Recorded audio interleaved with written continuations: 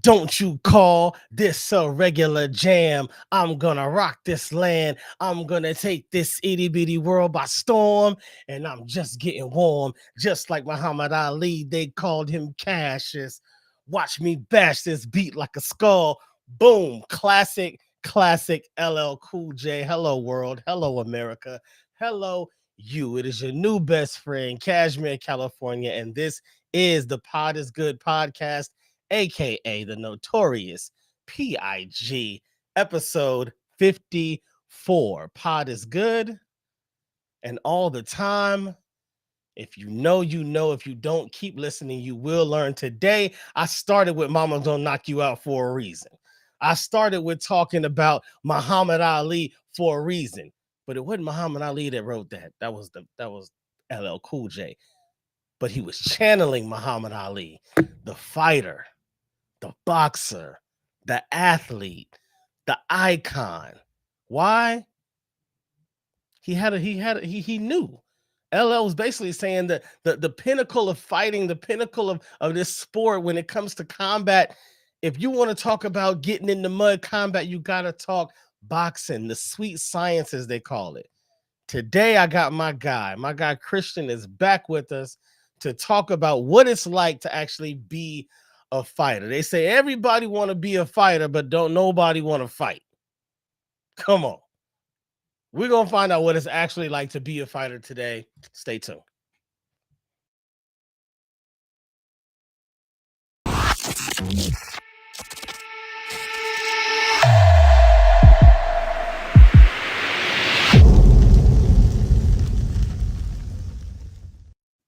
Pod is good, family. Please welcome back my man Christian Marron to the podcast. How you been, bro? Been good. Been good. I mean, I can tell you look like you ready. I'm gonna be honest. As soon as you popped up on the screen, I'm like, oh, he was ready to fight. Hey, call me right now. I'll get in there. he's, he's, he's ready to go. He's ready to go. So I know we talked. Recent events have happened to where you did not fight in Las Vegas this past weekend, right? Or was it the Yeah. week? Yeah, it was on the Yeah, this past weekend. yeah, the third, Fourth. fourth. Supposed to be the fourth.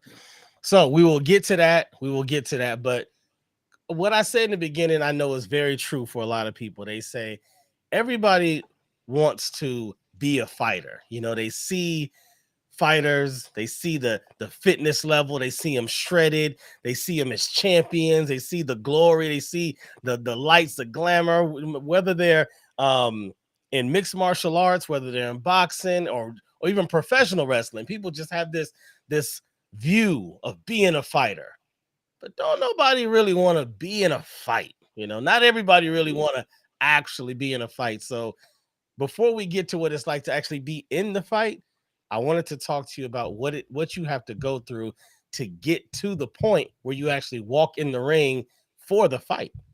So, if we can, with this recent one, let's go back to when you first get contacted and they offer you this fight. Tell us Okay. what that moment is like for you. Obviously, in fighting, there's a lot of politics when you become pro, from the amateur levels to the pros. And then now you're fighting not only just as a professional, you're fighting. There's different leagues of it, and then you got PBC, which is Premier Boxing Champions. Canelo is one of their big signatures. Hmm, Probably the best named fighter out there right now, along absolutely. with the Terrence Crawfords, the Errol Spence, and Gervonta Tank Davis, and so on and so forth, along with Ryan Garcia. Yeah. But Beasts. there's so many fighters out there, and every single fighter has a different style of fights.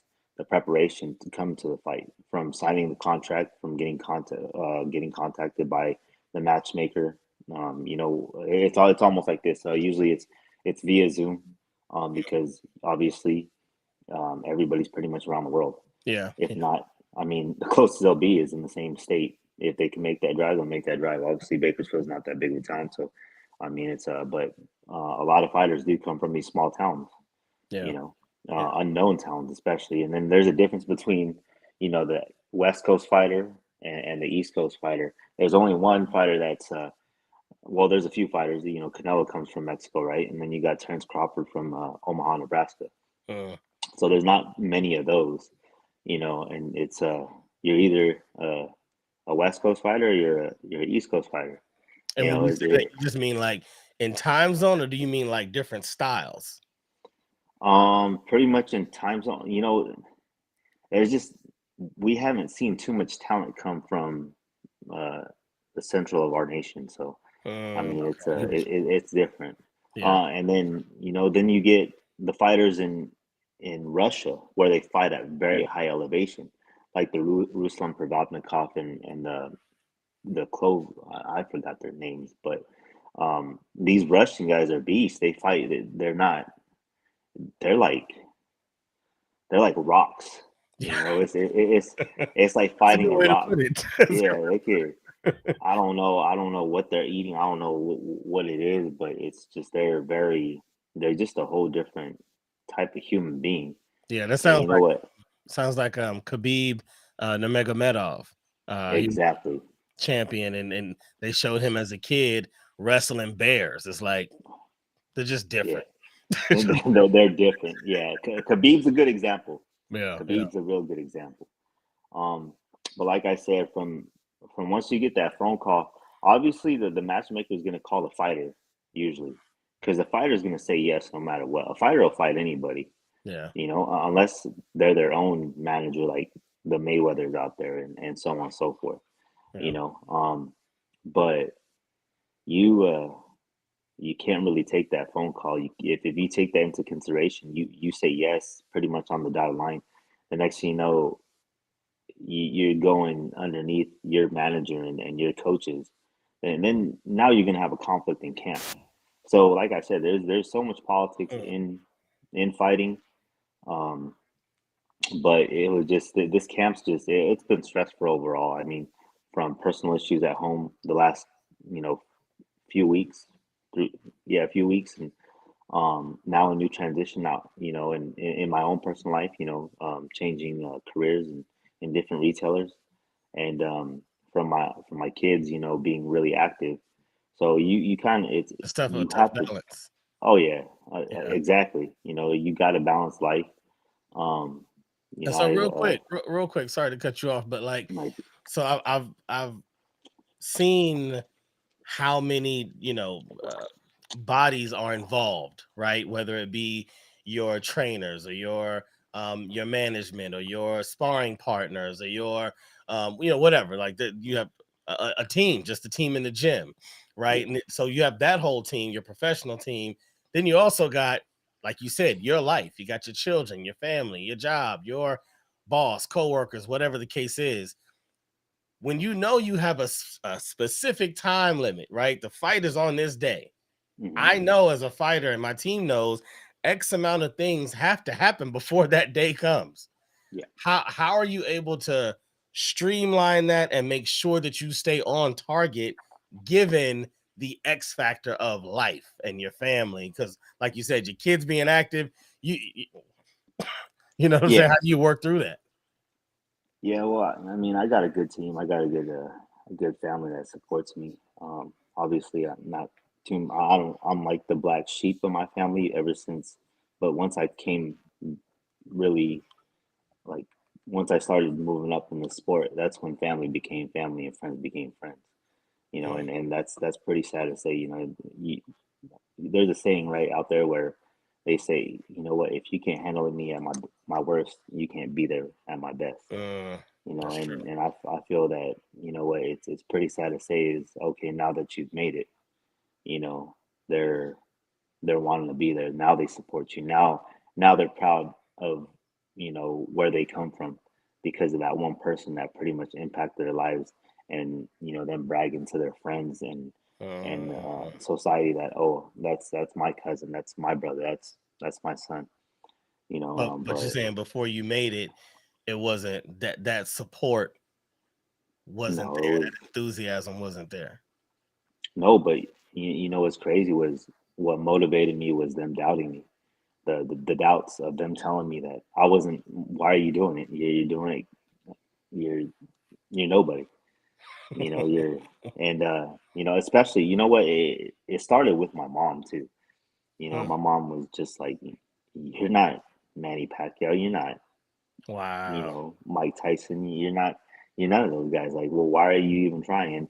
And yeah, did I want like when I was younger? Did I want to play in the NFL? Did I want to play in the NBA? Yeah, reality, like you're like, damn, I'm too short.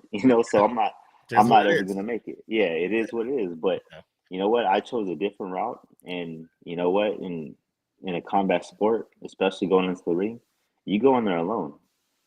Not entirely. It's you, your opponent, and God. So I mean, I don't wish bad upon my opponent. I want to give, the fans what they want to see. But then again, you both want to go in there and be really good competitors. You want to have that good sportsmanship at the end of the day, and Yeah. hopefully, if it's a good fight and it's well deserving to run it back to give people another show. I mean, then run it back. Other than that, one's going to come out victorious. There's rarely a draw in fighting. Yeah. But you know what? One's going to become victorious, and then just keep moving up the ranks, and eventually become champion of the world. And that's the goal at the end of the day. It's just like every team wants to go to the Super Bowl, but you know what? Only one champion will be crowned. Yeah. Yeah. So and then once you're up there, the hunter becomes the hunted. So everybody's after you. Yeah. And it doesn't matter where you rank. Like I could be number 2 in the world, number 3 in the world, or I could be the world champ, right? But those guys that are in the top 10 trying to fight for those top 3 spots, they're coming after every single one of you guys in Yeah. order to Yeah. crown and get that championship. So, I mean, like I said, it's the support doesn't come in ways of always happiness. It Mm. come ways of just them the negativity that you turn into something positive. You use it as positive criticism. Oh shoot, they say I can't make it. Let me show you. I'm gonna do it. You Yeah. know. But that it's interesting because you basically refer to that as like fuel, right? It's Hmm. like it fuels you in the beginning. And I'm pretty sure like as you go along, just like any other thing that uses fuel, it kind of burns off. You know what I mean? You have that initial trajectory, but over time it kind of starts to die off. And so Yeah. sucks to kind of deal with it, but I kind of hear what you're saying. Like you're almost appreciated in so many words, right? Yeah. Of course. Because it's like, And, you, what? and then you're gonna have your haters out there, of course. But Yeah, guess what?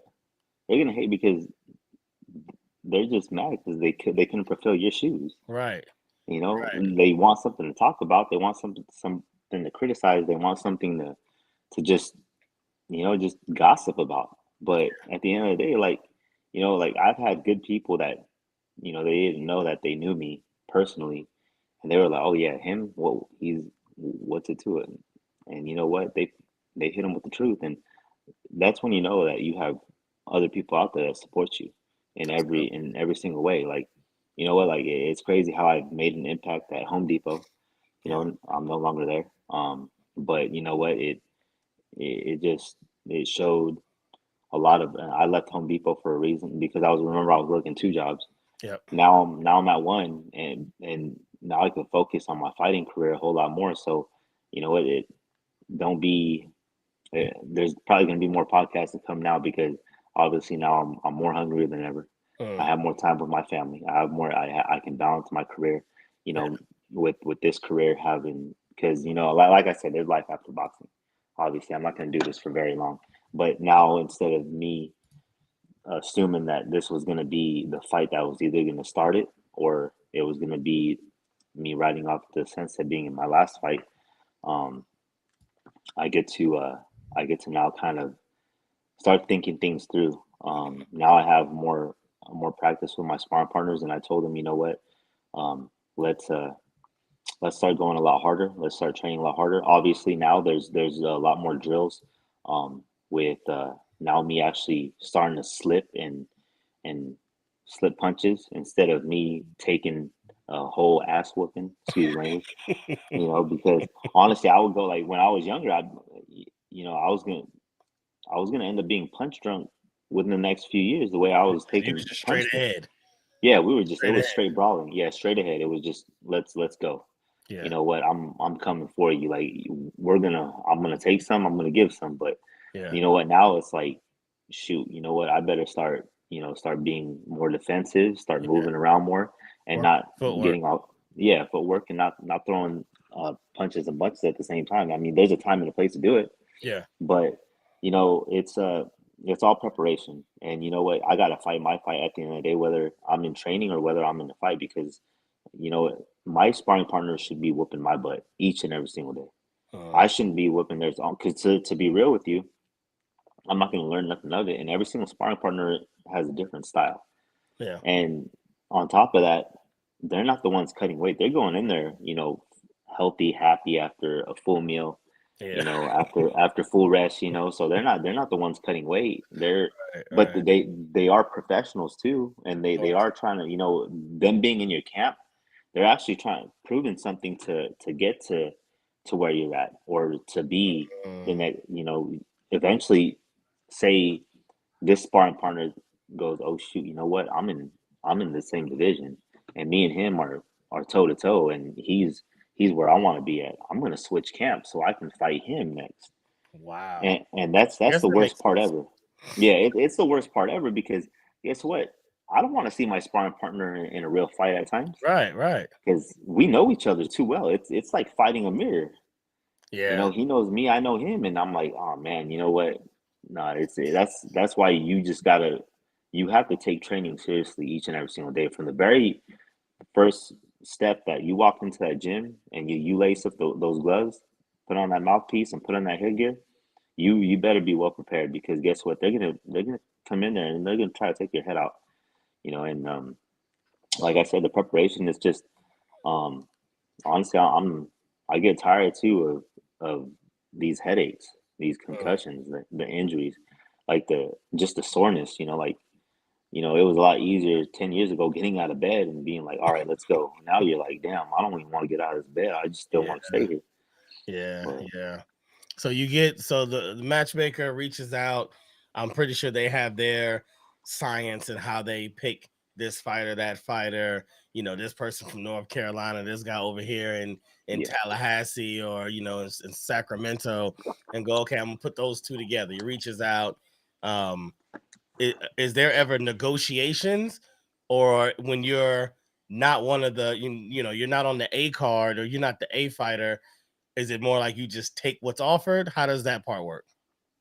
well, obviously the A side fighter, he calls all the shots, no matter what's his percentage of the purse he's gonna get, um, what size gloves you guys are gonna wear, and how he wants, whether he wants an 8 rounder, a 10 rounder, or a 12 rounder. It's up to him, to be honest with you.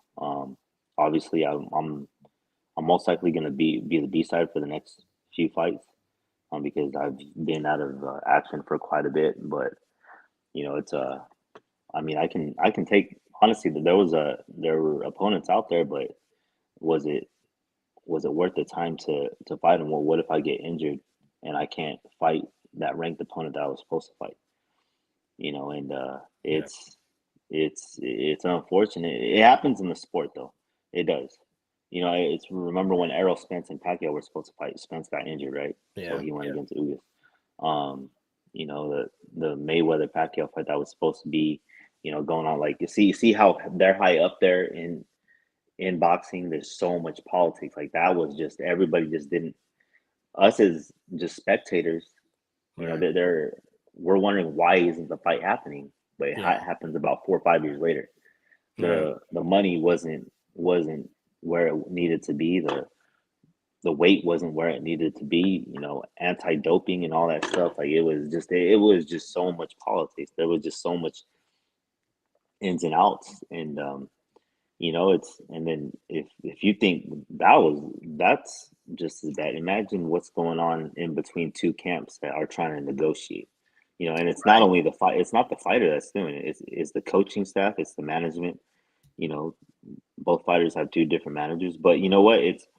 There's a lot of managers that manage both those fighters, just like how Bob Arum and old boy Marquez, right? When Marquez knocked out Pacquiao the fourth fight, there was no business for a fourth fight, to be honest with you. But the thing was, it was like, they were close fights. But guess what? Bob Arum's the real winner there, because he's the one that makes all the money. It's the promoter. That's why they call us prize fighters. Yeah, right. Right. Because after the end of time, after we're done with our careers, and after we hang up those gloves, nobody really cares about us. Nobody, ever it just unless you're a legend like the Muhammad Ali, Right. and And you, obviously his you name's gotta going to be be around for a while. right. Right. Yeah. Yeah. Which is sad though. Which is sad Hmm. because you guys put a lot on the line. You literally put your life on the line, and then to know once you stop, then it's kind of like, all right, on to the next. Hmm. So I get that, but you actually schooled me in some of my ignorance right now, and which I don't, you probably didn't even know when I said, do you take what's offered, or does that only happen with the A side? What I was actually saying was, does that only happen in the featured fights, like Hmm.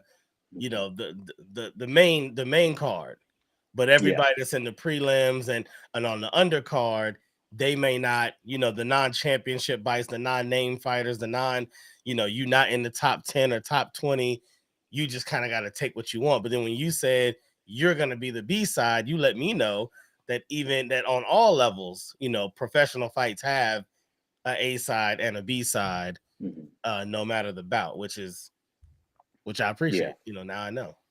Yeah. It's like I said, a lot of politics. Yeah. It's what happened? I think it was about maybe 8 years ago, 9 years ago. Mhm. When remember Dilshaw was supposed to fight Rainier Barrio, right? Yep. Yep. Um, Barrio dropped out. The guy on the prelims, my old teammate Joe Soto, filled in. That was his Cinderella story from a prelim fight to the main card because he Wow. was the 135er. But they offered him, look, if you can make the last, Wow. cut the last few pounds, you have the fight, you have the chance to win a title in the UFC, and then you have a it's you also get the bonus check and some of the pay-per-view buys because you got to fight the world champion at the time in Yeah. TJ Dillashaw, I think the featherweight champion of the world at the time, or bantamweight champion. I think they were 135ers or 125ers, something like that. Yeah. I think Dillashaw's Yeah, 135. Yeah. yeah, but it was crazy. Like Joe Soto stepped in, and Joe Soto, it was a good fight up until the fifth round So it and the was good. championship round. Yeah, when he got knocked out by the head kick. So, but it was Dillashaw probably, if it was a 3 rounder, Dillashaw probably would have lost the fight because the strikes Joe Soto was landing on him. Yeah. But obviously Joe Soto hasn't fought past 3 rounds, but he made it all the way to the fifth. So Give him it could credit have for been that. his. Yeah, yeah, it could have been Especially, his. and like you said, he didn't train for that. He didn't know he's going to be doing that, so he wasn't. I mean, I'm pretty sure in sparring, Hmm. you're not sparring just at the rounds that the fight's going to be. You're doing Yeah, multiple. yeah, You're doing more rounds. However, yeah, mentally, you're still not prepared to yeah, actually be in a championship fight yeah, 5 rounds. and especially him defending the belt, Right. what, three, 4 times already. He's been in those championship rounds, so it's all experience. It's just like, Yeah. you It's know what, comfort. it's like the Aaron Rodgers of football, or the Tom Brady's. They've been in those scenarios of the playoffs. Right. You can't take your foot off the gas if there's 2 minutes left on Right. on one drive that he can Yeah. easily score. Yeah. So I mean, if give or take, I mean, it's like that in almost any sport, but you can never let your foot off the gas no matter what. It's crazy how sports work. Everything's in sports. It's like football's a game of inches. Yep. One punch can change a whole fight, and it doesn't matter who it is. Does You know not what matter. that Yeah, that underdog can easily throw that lucky punch, that one punch that you don't see coming, Right. and those are the ones that hurt the most, are the ones you don't see coming, Yep. and you walk right into them, and sometimes it's like a car going two car collision going head to head. You Mm, know, you're going in there trying to punch him, and he's already countering, throwing that punch, knowing that you're gonna walk right into it, and and he's gonna risk it all, and he's gonna catch you.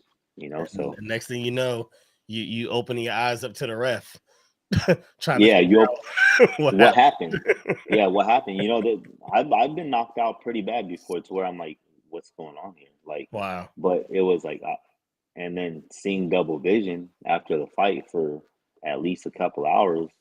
I mean, those are some scary moments in your life. You're like, I damn, could yeah, imagine. Okay, hold on. We gotta talk about that because I know yeah, anybody watching, yeah, anybody that's ever watched a fight and saw somebody get knocked out. First off, you always think, "Oh man, I know that hurt," but then I heard Chael Sonnen say, he'd rather get knocked out because he's like, hmm when you get knocked out, it's almost painless. Like it sucks, but yeah, that's way better than getting hit with something and just you just getting hit with flurries and head kicks and like that's painful. You gotta yeah. sit there and actually take all those strikes. So talk to us about what it's like to actually get knocked out. Like tell me what you remember about that round, kind of leading up to it. Did you see it coming?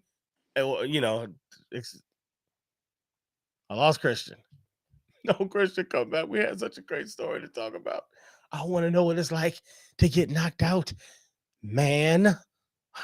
I really want to. I don't think I've talked to anybody that's actually been knocked out.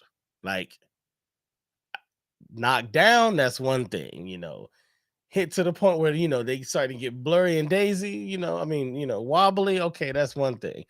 But knocked out, okay, yeah, we got to get into this. Hopefully, Christian to get back on really soon. We are trying to build up to the moment that he finds out whether or why the fight that he's been preparing for isn't going to happen.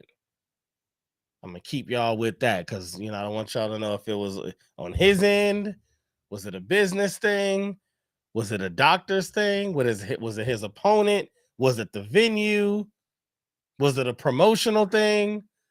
Y'all sit back and find out because this guy, I've been talking to him for 2 months now, and he's been getting ready for this fight. He's been, as you can see, I don't know if y'all can see on screen, but he go back. I forgot which episode he was on. I'm gonna figure it out. But go back to the original episode where he came and sat down with us, and look at his physique then.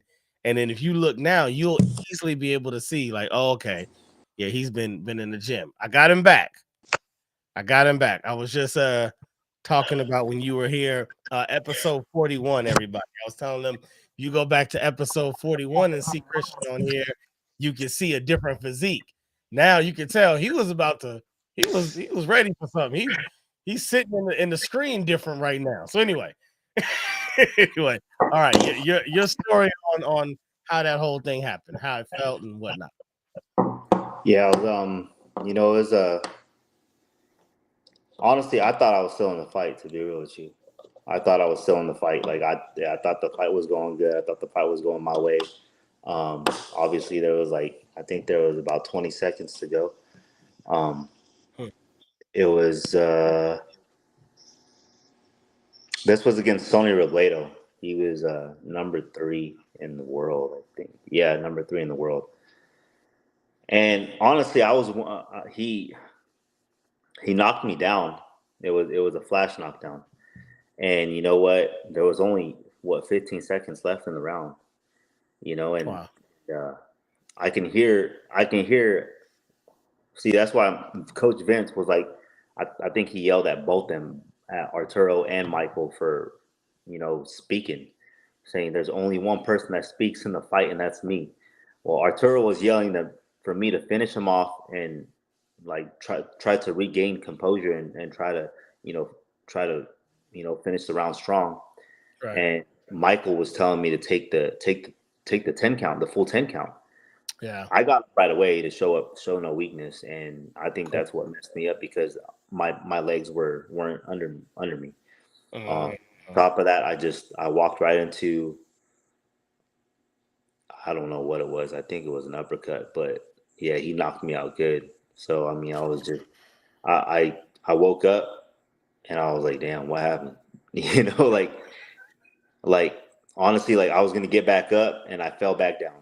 It was just That's all. it was like what, and then boom, and the ref just called the fight. He just said no more. Wow. Man, you can't get saved by the bell in any round, uh, even if it's the last and final round. But I mean, it was it was a good learning experience. It wasn't embarrassing at all, but we live and we learn, right? Right. It's And just so the novice follow along, when you say your coaches are talking to you and they said only one person talks in the fight, let people know, how, your corner has multiple people out there, but there is a protocol to how the fight runs. yeah. You usually have you have an assistant other than your head coach. You have your cut man, and then you just have. There's two or three assistants, but you know what? They can speak with it in between rounds in the corner and give their perspective. And if your head coach disagrees with them, but it goes differently for every single camp, But I don't know that day I think I just heard Arturo because he was the one with the voice still. Everybody else was, your voice you're yelling the whole time. And I get it, by the time, like by tomorrow, you know what, as sore as I am, I guarantee they don't have a voice no more because they're over here Yeah, yelling their lungs out. yeah, yeah. But it was unfortunate. You know what? Honestly, I was winning the fight, but it cost me. But it's a learning experience. You learn, yeah. Yeah, And how many rounds was that fight? Do you remember? that was an 8 rounder, 8 rounds. so it was an 8 rounder, And and it was the last round too. So no, he was right there. right there. So You would have taken the 10 count. Number one, you would have, been a little more clear. mhm. Then you go in, there's less than 5 seconds left. You know what I mean? You dodge a couple of punches, you out of Yeah, yeah. I should have just just took in the full 10 count, which probably 5 seconds left in the round, and I yeah, could have danced around a little bit, but called it a I day. I didn't do that. So You were young though. That was when you was, still charging straight ahead. So yeah, he was like, "Oh, did you just knock me down?" yeah, I got like 12 seconds to show you why you shouldn't have did yeah, that. yeah, yeah, exactly. So I'm like, oh man, it was the first one was a flash knockdown with a few seconds, and it just I don't know, but it's we saw each other after the fight, and he's like, man, you hit hard, like Mm, so. I think there's a rematch. There's a rematch clause between us. Hopefully, we can run it back. But he's not in my. He's not. He's been on a losing streak. I think he lost like 3 straight times. So he's not. Honestly, I don't know what's gonna happen with me and Robledo. But hopefully, he'll heal up soon and he'll start gating his fights back. He's a younger fighter than me too. I think he's like 23. mm. But he was on a 3 fight losing streak. But actually, he gave me a call. Um, 3 weeks ago too.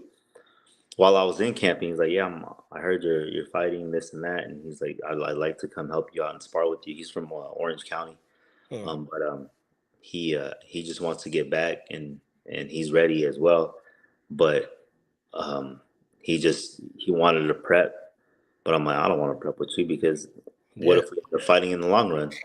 I'm like, it sounds like Yeah, what you just got done saying. You don't yeah, want to end up in the ring with your sparring partner. So yeah, exactly. So yeah, he's actually, I wish him well. He's probably gonna end up watching this podcast. He watched the last one.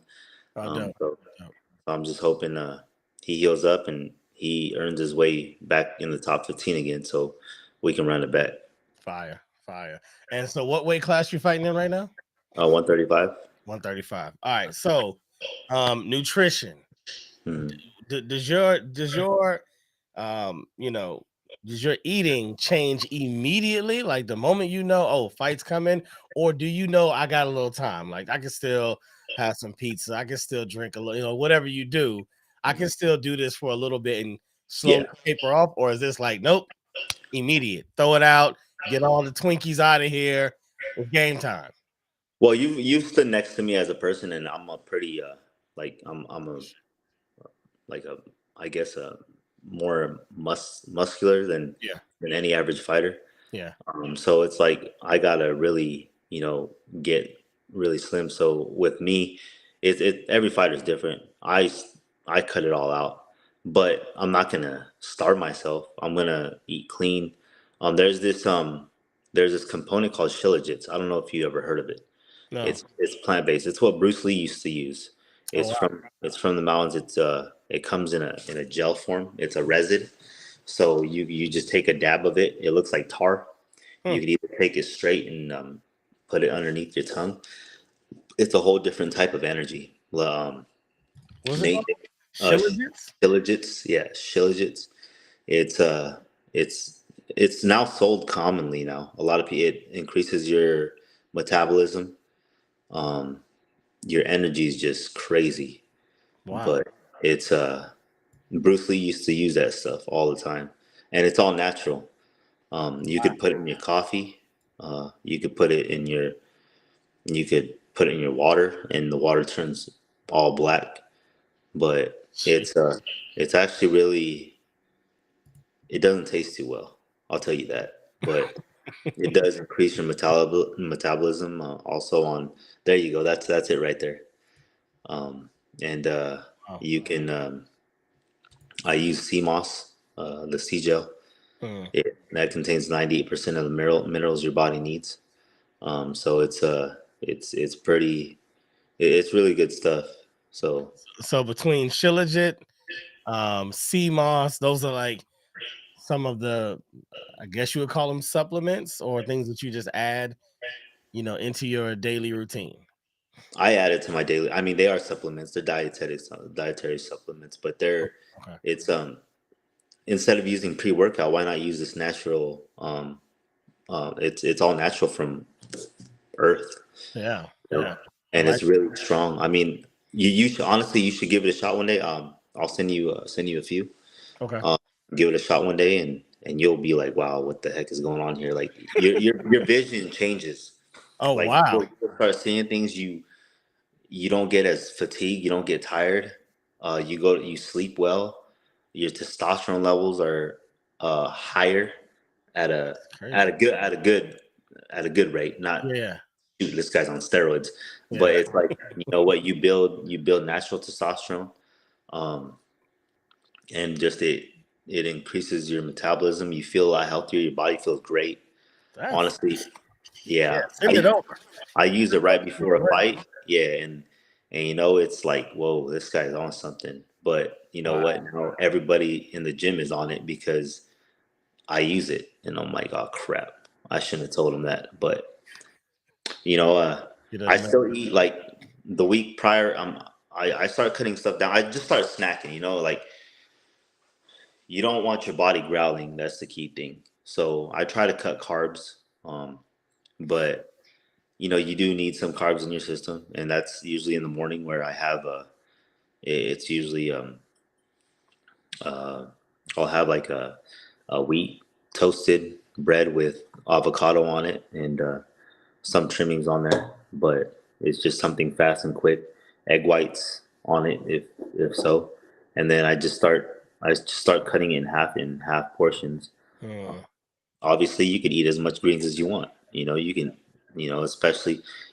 I don't do a lot of less lettuce like iceberg or romaine lettuce. You might as well just drink water. Um, you know, so I eat. You know, True. I put yeah celery juice. Celery juice is really good for you. Hmm. And ginger shots. Well, that burns. It burns, but it'll wake you up. So you know, Yes, instead it of will. taking any other thing, the ginger shots with I don't know what else they put in it, but man, that I was like one time I took it because it was yellow, so I'm Hmm. thinking you know it's a shot of pineapple juice or whatever. I take that and I'm like, oh my god, my throat was burning.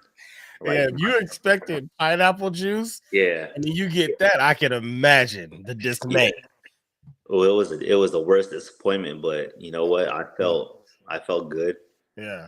in the morning, and I'm like the burning sensation eventually went away, but. I mean, you could feel it. You could feel your diet. Like when you're performing, you'll perform a lot at a higher level, you know, depending on your diet, you know, compared to, you know, you stuff yourself. I mean, I've done it. All right, In and Out's right near my gym, so you know, I had In and Out right before practice one time. A good thing it was in the beginning of camp, but I felt so sluggish. Like, Yeah. and you start burping that while you're hitting the punching bag, and you're like, oh man, yeah, I'm not gonna do that no This more. ain't it. This ain't it. Yeah. So, and then you know during weight cuts too, you suffer a lot of heartburn. Hmm. a lot of heartburn. Um, you're drinking numerous amount of water. 3 gallons, almost 3 gallons a day. You know, and that way you can flush your body out. Yeah. But coming up to the last week of camp, you do so. I do the 5 day rule, which uh, before weigh-ins.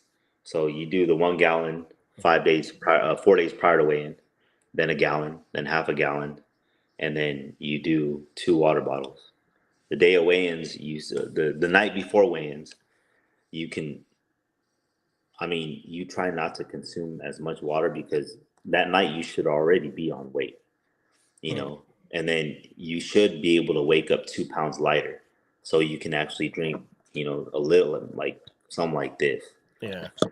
and maybe eat a couple of raw almonds and so on and so forth, so you can be right on target.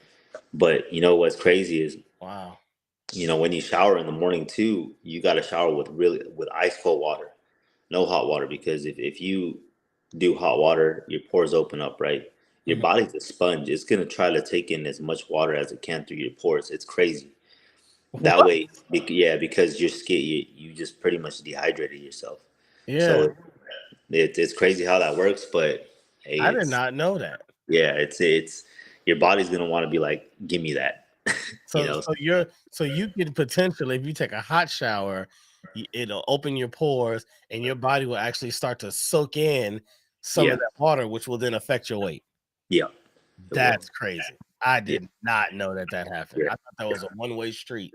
I did yes, not know water also went in. yes, especially well because your skin wants that water. Yeah, I mean, it does make sense now that you say it. It's like when you put on some kind of coconut oil or lotion, it's like your body is absorbing it and taking it in. But I don't know why I didn't think of it that Yeah, way before. Makes sense. yeah. It's it's crazy how the body works. Yeah, It's man. Man, I'm like, damn, anatomy 101, but I don't know anatomy 101. I'm a boxer. I'm gonna stick to No, that's dude, that is like, yeah, that's pretty incredible. So of course my question is, because for us that's sitting around on the couch, we know that, man, I should be doing this. When I go to the gym, I feel better. When that. I eat healthy, drink a lot of water, cut out the sugar and the carbs, man, I feel great.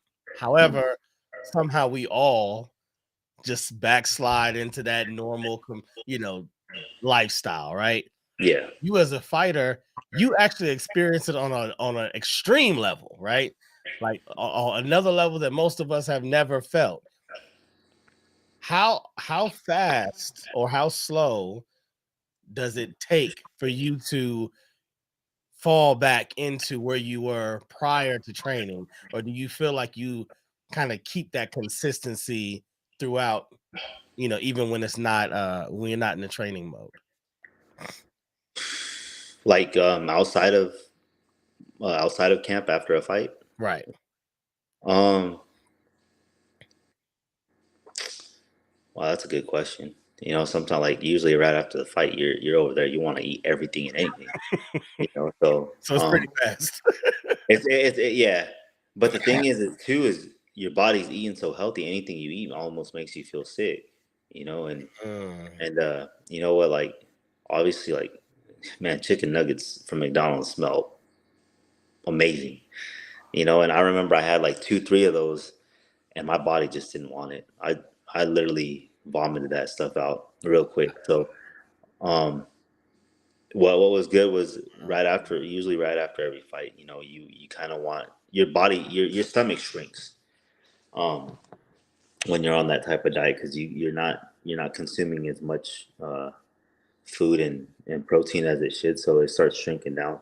right. And you kind of want to take it little by little. So I mean usually some like an Italian restaurant with pasta or just if you want to consume, you don't want to consume too much high proteins like red meat. um I like salmon. I usually do like salmon with some pasta, Mm, but that's pretty much it. You just want some food in you. You don't want to go too crazy. I mean, obviously, like I see a bag of hot Cheetos and I want to kill it, but it's still there. Your body isn't used to consuming Yeah. all that food anymore. And on top of that, right after so many weeks of training and staying very very disciplined with your diet, it's you get really bad acid reflexes, consuming stuff you're not supposed to be consuming. Yeah. So I mean, you kind of got to watch what you kind of eat. Obviously, anything is good. I like asparagus. I love all that stuff when it's sautéed with a little bit of garlic salt and so on and so forth. So Yeah. you do want to stay consistent because you never know. Especially after a really good fight, even though you win or lose. But if you put on a show out there, there's going to be promoters that's going to be ringing you and trying to talk to you. So Right. you always want to stay ready. You don't want to get ready. You just want to stay ready. All right. And so, quick shout to, word of advice from you to anybody that's listening or watching that wants to be where you are, right? They want to be able to say that they're actually a fighter. They want to be getting calls from matchmakers. They want to go to Vegas and actually try to put on a show and see what they got. But they haven't yet, right? Like they don't they're in the beginning. What Yeah, is some of your advice for someone just trying to get into the sport for the first time?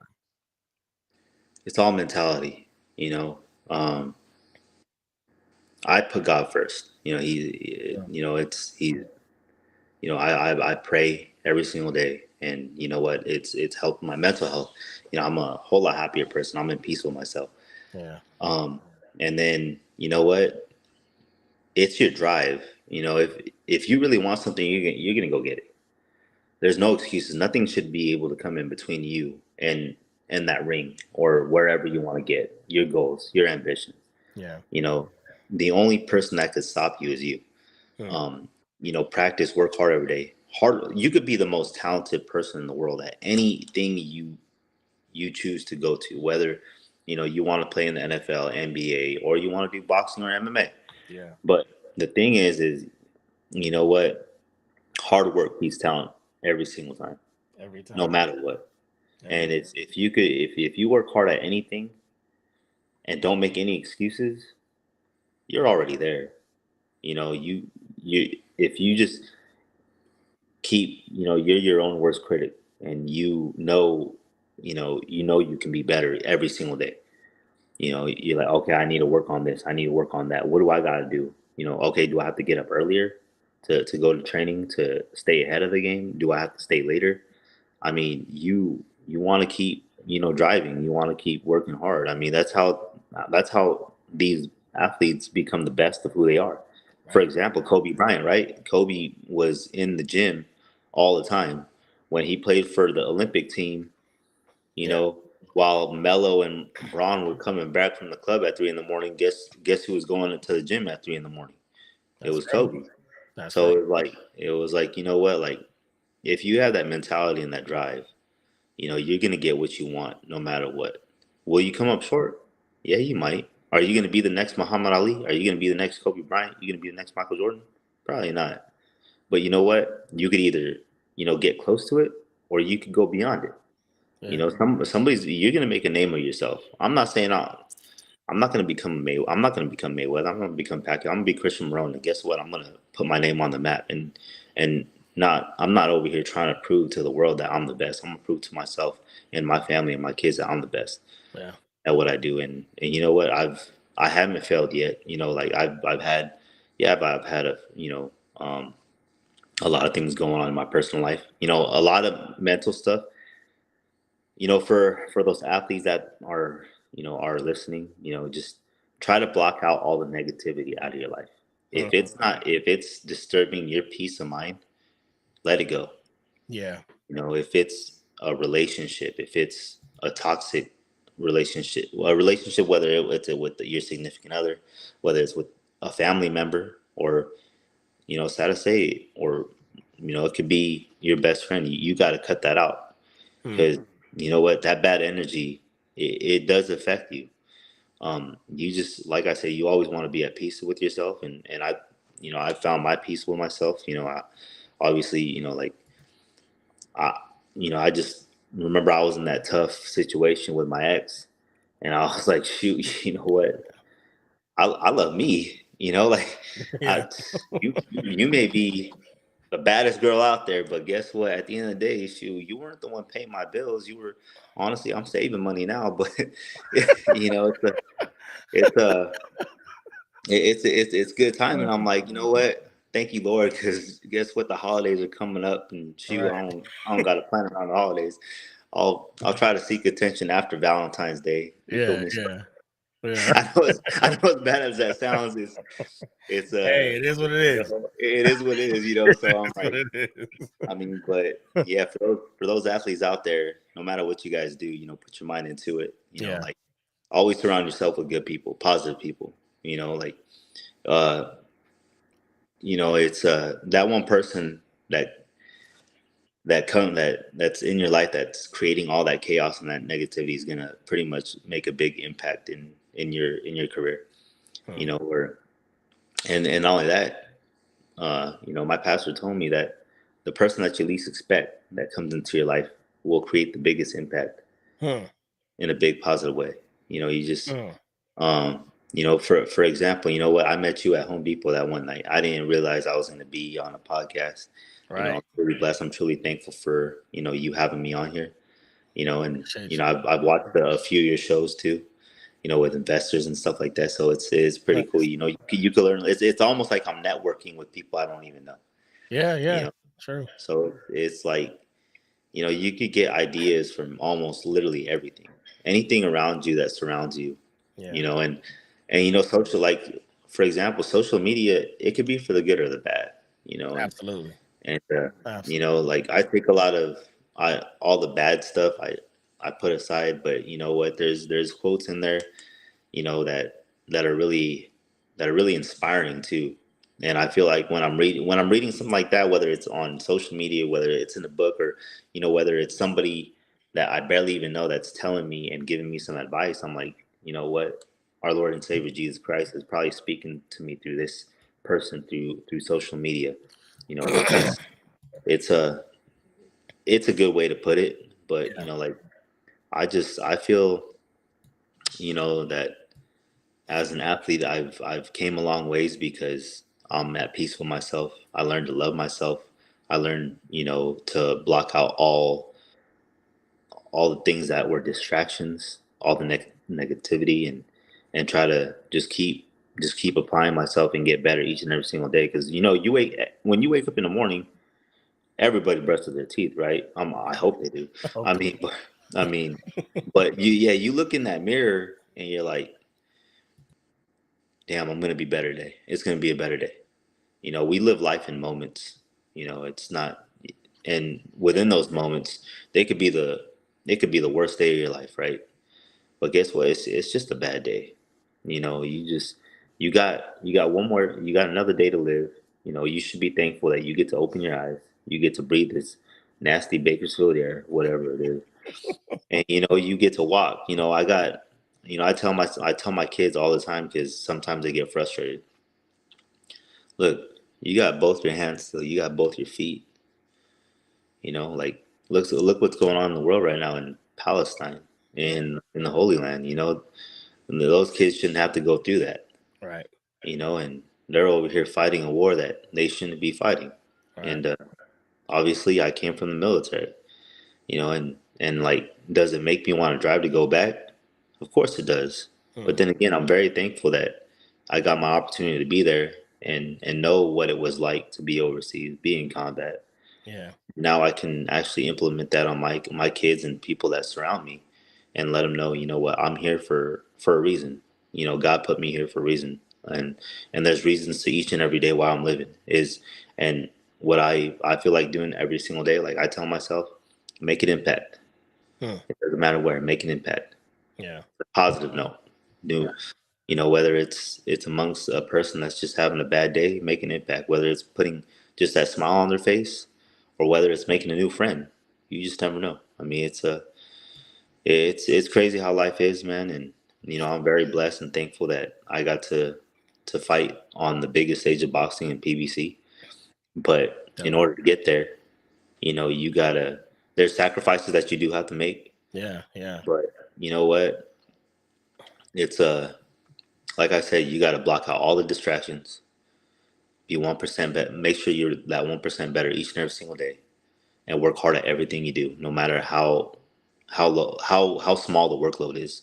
Work hard at everything, you know. yeah. Yeah. And When you started, you said a little bit earlier. You said when you were talking about people not believing in you, you brought up the fact that at the end of the day, when you walk into that ring, it's just you. mhm, It's just you. And I think it's interesting that your first piece of advice spoke to someone's mentality. yeah, Because at the end of the day, when you finally get to that point, it's going to be just you. exactly. So you might as well start whole. You might Yeah, as well start solid in your own mind so that when you get there, you're locked in and you can navigate, like you're saying, through all the negativity, all the distractions, all the pushes and tugs and pulls that life has. You could be laser focused because your mentality was hmm, already locked in from the get-go. So speaking of that, I can only imagine that when you begin your 5-day water routine that you just talked about leading up to the fight, 1 week before the 4th of November, yeah, right? November 4th, you are laser focused. You are locked in. yeah, You have put away all the distractions. I know you said there's been personal things that's going on, work things that have changed and shifted, but at the end of the day, you are laser focused and locked in. I want to know about the emotions in that final week. Is there more excitement? Are you starting to get a little scared? Is there nervousness? Is like what are some of the top emotions that you experience in that final week leading up to fight night? um I don't know. You know what? I've been actually, this is probably one of the best camps I've went through. Um, because you know it's actually, this year's been a pretty good year for me. You know, it's all started with, you know, our Lord and Savior Jesus Christ, and just me just reading the Bible, me going to church. I haven't missed one. I will miss this Sunday, unfortunately, because of work, Yeah. my new career. But um, you know what? I didn't have no distractions. I did. You know, I went through. You remember new girl that we were talking about? Yeah, that didn't like. I felt like it. I mean, she brought my hopes up, but I put my guard down. You know, it was me. You know, I met her a year ago, but she's going through some personal stuff as well, and Gotcha. a whole lot of personal stuff. Like she feels like everything's attacking her, and you know what? I'm not saying, you know, me. I had two jobs. I was training my Yeah. kids and so on and so forth, right? Yeah, she doesn't have as much on her plate that I do, but everybody's different, and I can't compare myself to what she's going through because guess what? At the end of the day, she's a mother to three beautiful kids, and you know what? She's going through a lot of issues with that. So I just, you know, it was heartbreaking. But then again, I was like, Chris, you need to focus on Mhm. you. Anyways, you know what? Whether you care about this person or not, guess what? At the end of the day, you're gonna go in there alone. She's not gonna be the one fighting for you. She's not the one, you know, taking the punches or the beating for you. Yeah. So it was all that. Not only that, you know, it was bittersweet because Target gave me an opportunity of a lifetime to become their executive, and you know, it's Wow. a man like it's a blessing. You know, I've been praying each and every single day, God, you know, give me a job to where I can actually have a life. You know, Mhm. but do I the structure that I was in? I had a set structure going into Home Depot from Sunday night 7:30 to 3:30 in the morning, and almost no to sometimes 5:30 in the morning, and then going to my office job Monday through Friday from 8 a.m. to 5 p.m. You know, only an hour meantime. Yeah, so you remember that, and I remember. I think the last time I seen you, you knew I was asleep in the break room You because were that's the knocked only out. yeah that's the only time I get some sleep. And I was Matter hoping. of fact, it was funny, and I just thought about it. You brought up the flaming hot Cheetos. I feel like you fell asleep with a bag of flaming hot Cheetos right next to you. You know what? I think I did. I think I did. And you know what? The bag was full, by the way. The bag was full, by the way. I Yeah. was using it to eat. So I was eating celery sticks, but it does help. So I would get like the Cheeto, I smell it, and then I eat the celery stick. That stuff Mm, helps. tricking Yeah. the So I mind. mean, yeah. So I was Yeah, smelling it and eating it, and I'm yeah, like, damn. Well, Tank Davis did that, yeah. It does and help. It does help. it helped. And I Yeah, was like, and I was satisfied. And then because I couldn't really take a nap because my stomach was growling so much. So yeah, I think I was knocked out flat on my face too, because yep, yep. I only sleep for that matter of time. I'm like, okay, it's my lunchtime. I'm gonna knock out for a little bit. Yeah, you was. And my associates, they're willing to wake me up, but nobody wants to wake me up. They're like they feel if it's an easy night, they're like, hey, let boss sleep. Like he goes through a lot. Like Yeah, they that's understand. the, that's the respect that I get from a lot of people, and Yeah, I'm like, wake me the hell up! Like I'm salary, like I'm just wake me up. But it they're makes like, sense nah, though, man. It makes sense. You put out such good energy to the world and such good energy to people. It's only right that they give that back to you. If you were the kind of guy that didn't give that, I'm pretty sure the moment the 10 minutes was up or the 30 minutes, they'd be like, get up. yeah, Wake yeah, up. yeah. It was yeah. I was hoping you wake me up, man, but I was like, and then I found out you left already, so I'm like, oh shit, Yeah, I know. I personally couldn't because I already knew that you were in camp. I yeah, knew about the multiple jobs. I knew you as a dad. I knew you. I knew your world. I'm like, if he's sleep, like he probably needs this. yeah, Like I'm sure he needs this. And yeah, when you get up, it ain't like you run such a tight ship there anyway, and people understand what they need to do. Y'all have your meetings before things start going, so everybody kind of understands their assignment. Unless there's a fire that they yeah, can't put out, you got a strong team, so they'll be able to handle it. So it's like, let that man rest. yeah. Let that fighter rest. Yeah, especially you know what? Because how I come in during the closing shift, so I see a lot of the closing associates. Yeah, Not only that, my overnight associates. So like even during closing hours, you got about three managers in the building before those two go home, and they leave it off to me. But the daytime associates are still calling me. Like when you asked, I think you asked for a manager. Obviously, the first person they called was me. They yep. knew they could rely on me, and you know what? It feels good. It does get annoying sometimes. Yeah, when there's like 50 of them trying to call you for something so little. Yeah, I'm like you have department managers in those areas. Like I should be the last line of defense you guys call. Right, But you right. know what? They know that I make myself available, and that's your part of being a leader. I don't make excuses for anything. If I have to touch bases with anybody, if I have to go, go to my kids' football game, if even if I have to be late, I'm gonna be there, regardless of no sleep. I mean, it's unfortunate that I didn't get no sleep back then. Like what, an hour out of sometimes on a good day I'll get 3 hours of sleep, and it wasn't consistent. So, Hmm. but it was like you knew like you say I was in camp, I was working two jobs, my kids, and it was overwhelming, and well, I don't make excuses, and if for those young fighters out there that are trying to get to the top and trying to fight on PBC or just these athletes that are out there that are trying to make it to the next level and Yeah, entering the NBA draft or so called so forth. If I can do it, they can do it, because guess what? Those actual fighters that like the Mayweathers, the Pacquiaos, the Canelos, that's their only job is to fight. yeah, They don't. Yeah, that's it.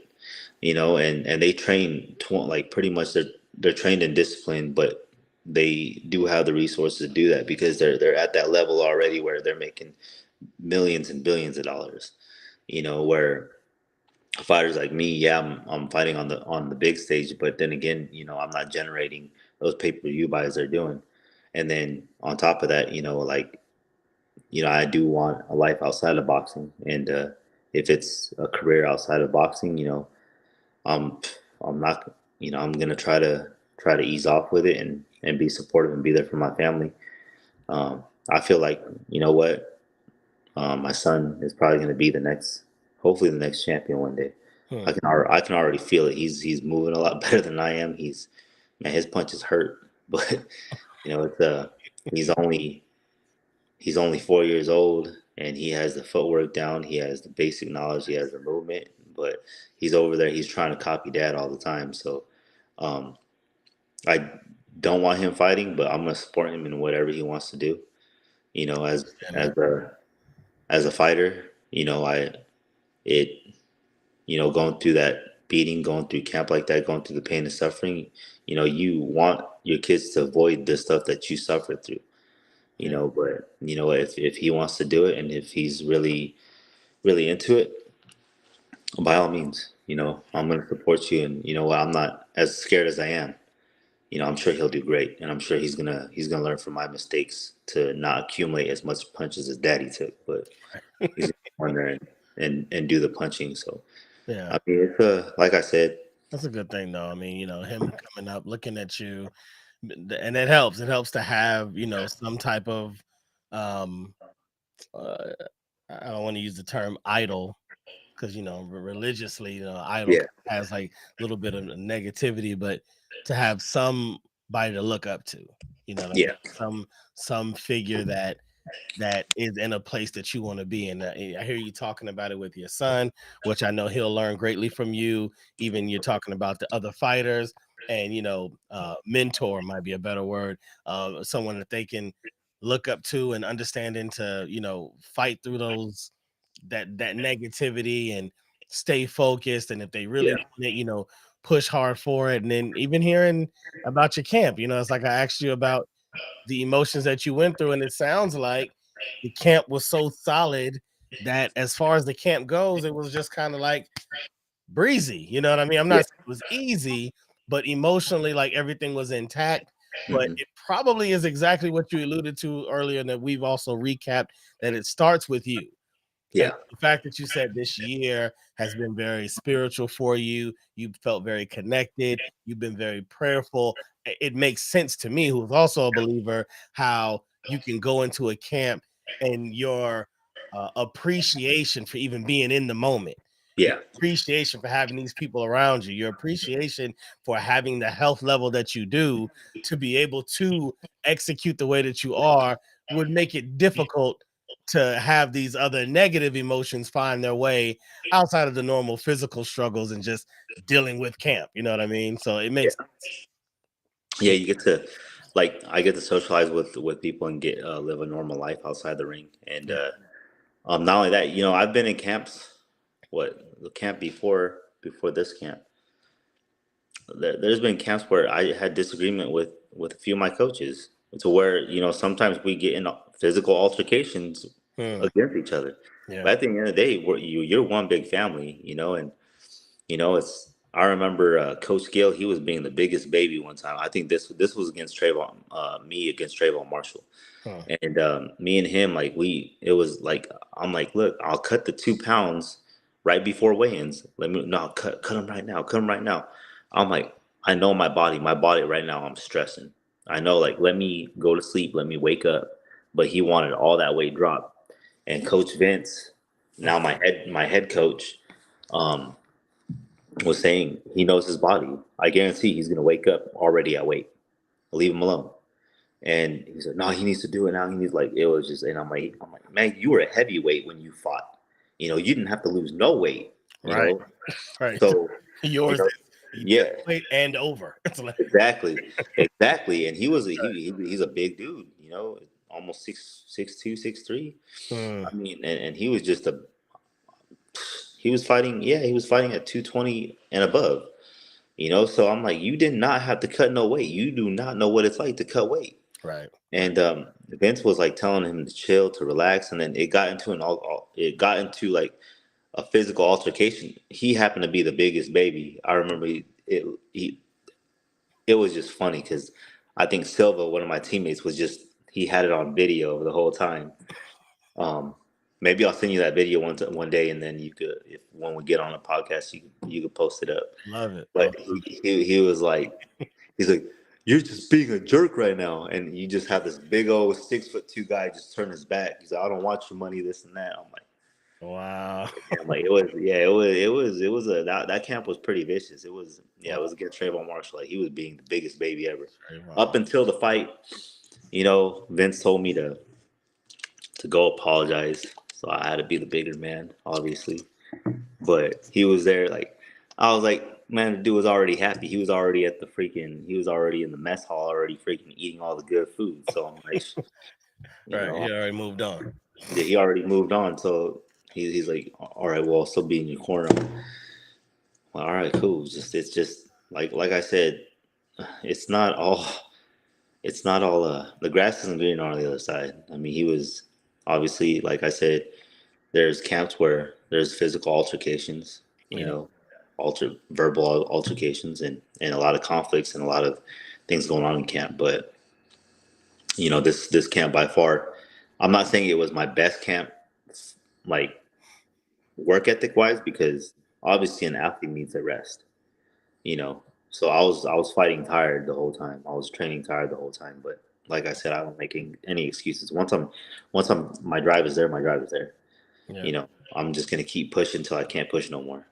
And you know what? I'm like, you know what? Right now, my opponent, he's probably sleeping right now. But I'm gonna work twice as harder. I'm not gonna make any excuses. Come fight night, I'm gonna be well rested, and I'm gonna go out there and put on a show. And I know I felt, to be honest, I felt like he was scared. I know there's a couple of probably some snakes in my camp Hmm. um, that kind Yeah. of probably reached out to him. Have 'em. Yeah, Yeah. and probably saying, probably tell him, hey, this guy's he's no joke. He's out there for blood, and I felt like that message got across. I don't know if he was hurt. They said it was a medical condition. They didn't say what it was. So I mean, it's unfortunate. I'm like, man, like, okay, I got a 25% cut of 100% of what I was supposed to get paid, which is still something. But I'm like, damn, you know what? Everybody in camp worked their butts off. Everybody in camp beat the hell out of each other. Everybody in Right. camp took their time that they can't buy back.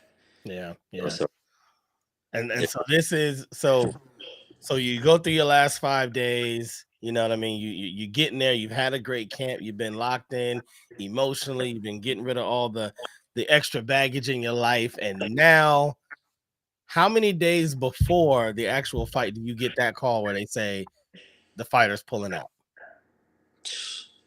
it could be right when No, I'm saying for you, when did it happen? On this oh last one. it's happened about probably about less than 36 hours. Jeez. So less than 36 hours. Are you already in Vegas?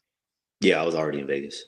So you're in Vegas. Oh my gosh. So your energy, your anticipation, the time is now. You can Bruce Buffer probably doesn't do it, but you can feel Yeah, yes, like yeah, you yeah, that's what's yeah, happening on the inside of you. yeah. And less than 36 hours, they say, yeah, it's not gonna happen. Yeah. Oh So my it wasn't gonna happen. It was mind blogging. It was I oh was my getting, gosh. That's I box was of blue balls right there. yeah, I didn't have my phone on me a lot. I reached out to the people that mattered. I, Hmm. I I reached out to you. I hope I did. Yeah. Yeah, I reached out to you. But it was like I'm over here feeling good. I'm like, damn, let's go. Like I was already at weight. To be honest with you, I was already at weight 2 days before weigh-ins. And I was actually underweight. I was actually at fluctuating around 129, Wow. 130. Yeah, so I could actually eat a little bit. So Yeah, yeah. I was over here snacking and just feeling good, and over here like just chilling with family and friends that were in the suite.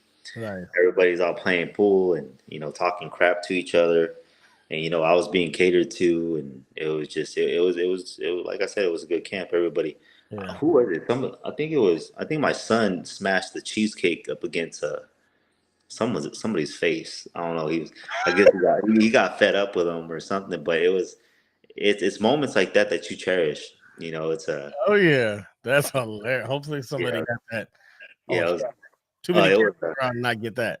yeah. And they no, I think they do have it on camera. I think they have it like on a Snapchat video. But it was like That's my son. I think somebody was sleeping, and my son went for payback. uh I think they were playing cornhole outside the balcony of the hotel. It was a huge balcony, and I think my son said he was cheating or something. And I think Mateo got him with a big old cheesecake and just bam while I was sleeping. And then Oh, he I don't know what happened, but it was like it that's was. hilarious. I was like, Oh, I hope I see that. That is hilarious. it's good. It was good times, but we got to watch the rest of the fighters fight. Yeah. Um, but some people went home because obviously they didn't want to stay because Vegas is too tempting. But Yeah. right after that, just got to eat some good food. Nothing too crazy. Uh, yeah, I drank a little bit, Yeah. some, but And you on the just way home, watching the other fights. yeah, I just started watching all the fights, and it was good seats, but it was, let's just say it was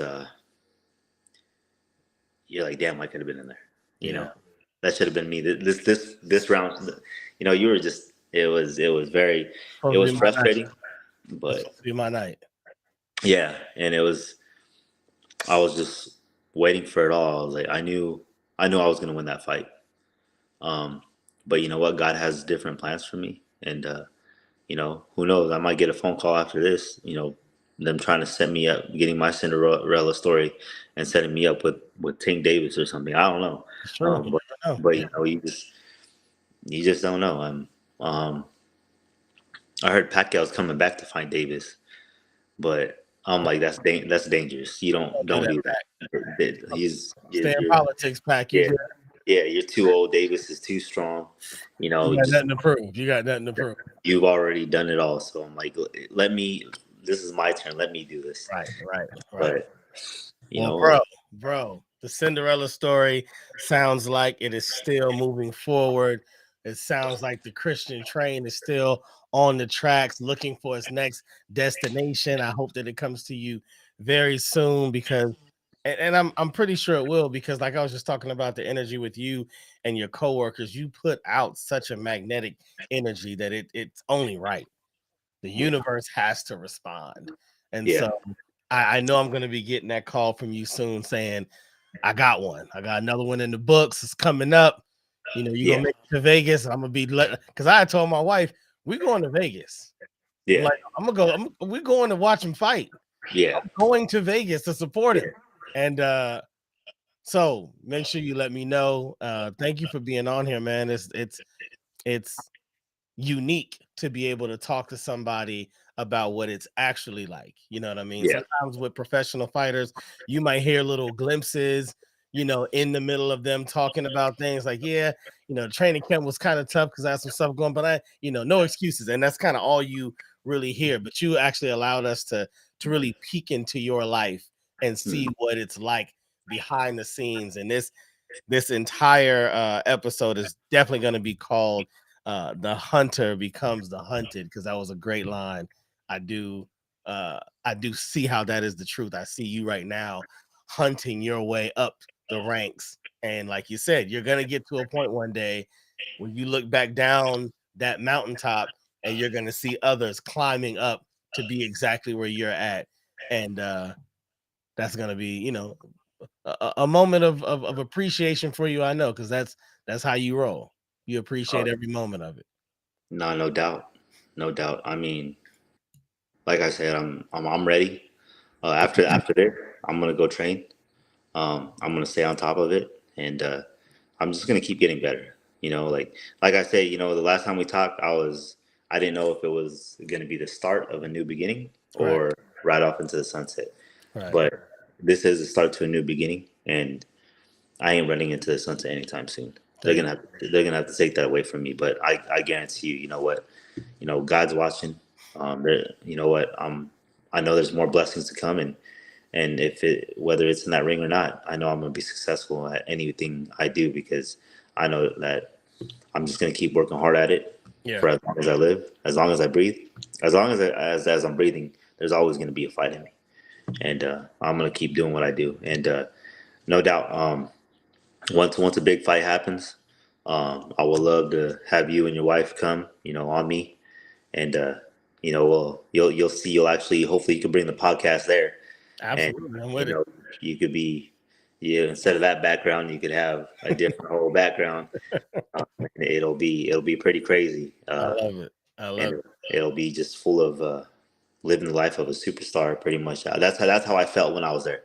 Yeah. I felt like a superstar, and there's no better feeling than that. But then you know, with all that greatness comes a lot of great responsibility. Yeah. So you just got to watch what you do. Especially there were cameras watching, Mm.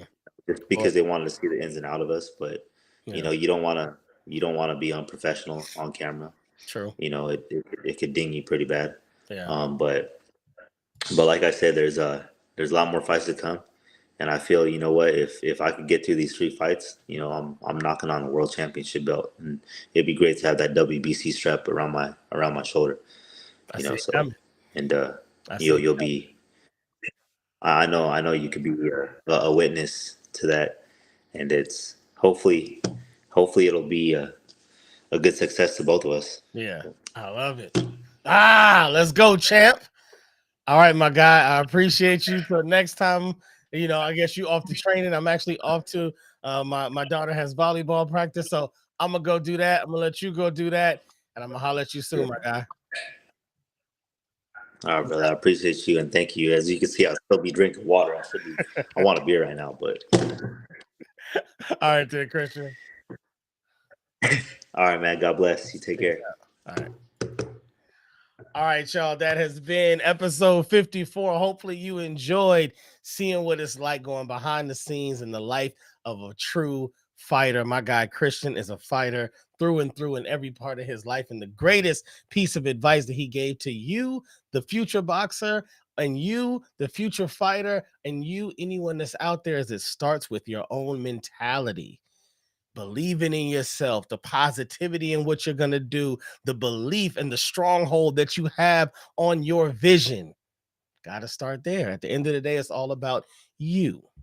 You got to make it happen. I am Cashmere, California. I am making this happen. The Pod is Good podcast. I will catch y'all on the next show. If you enjoyed this particular content, please subscribe, follow, like, share, do something to say, hey, great show, bud.